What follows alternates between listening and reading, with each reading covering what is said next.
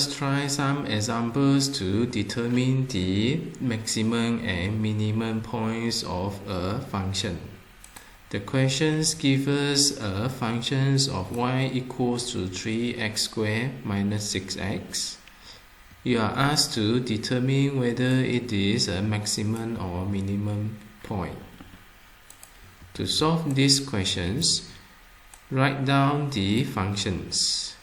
You need to differentiate the functions to dy dx once. After differentiations, you get dy dx equals to 6x minus 6. Equate dy dx equals to 0. That gives you x equals to 1. Substitute x equals to 1 into the functions of y. You will get y equals to negative 3. From here, you have determined the coordinate of a turning point. Next, you need to determine whether it is a maximum or minimum point. From the functions of dy dx, differentiate it at another level. This gives you d squared y per dx squared equals to 6. It is a positive value. That means this turning point is a minimum point. Let us try another example. The function now is y equals to x cubed minus 3x plus 5. You are asked to determine the maximum and minimum value of the curve. First, write down the functions.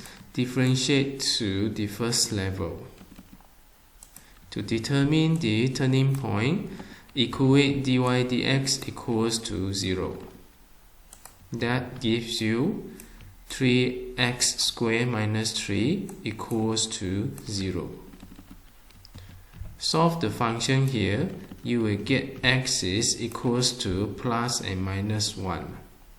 That means you are expecting 2 turning points from these functions. Now you need to determine the coordinates of the turning point.